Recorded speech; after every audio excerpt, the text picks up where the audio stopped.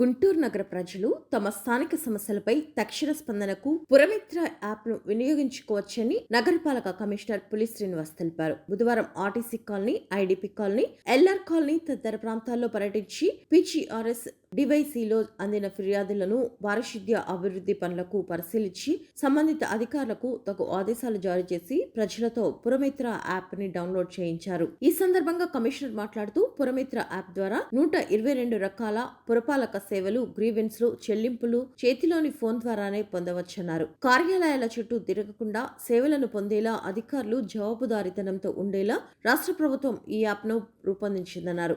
దరఖాస్తులను ఎప్పటికప్పుడు వాటి పరిష్కార స్థితిని తెలుసుకోవాలని, ట్రాకింగ్ ఉండడం వల్ల ప్రజలకు తమ సమస్య లేదా తమ దరఖాస్తు స్థితి తెలుసుకోవచ్చన్నారు. ప్రతి దరఖాస్తు పరిష్కారానికి నిర్దేశిత గడువు ఉన్నందున సిబ్బంది కూడా బాధ్యతగా వ్యవహరిస్తారని పేర్కొన్నారు.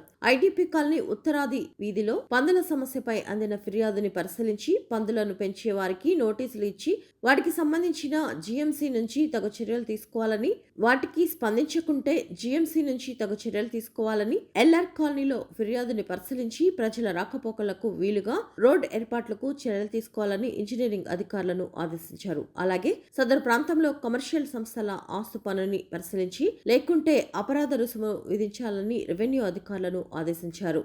ఆర్టీసీ కాలనీలో ఆక్యుపెన్సీ కోసం అందిన దరఖాస్తు చేసుకున్న బహుళ అంతస్తు భవనాన్ని నిర్దేశిత ప్లాన్ మేరకు కొలతలు పరిశీలించారు. ఈ పర్యటనలో డిఈఈ శ్రీనివాస్, కార్పొరేటర్ రంగారెడ్డి, ఎస్ఎస్లు సాంబయ్య, ఆయుబ్ ఖాన్, ఇంజనీరింగ్, ప్రజారోగ్య పట్టణ ప్రణాళిక అధికారులు, సచివాలయ కార్యదర్శులు పాల్గొన్నారు.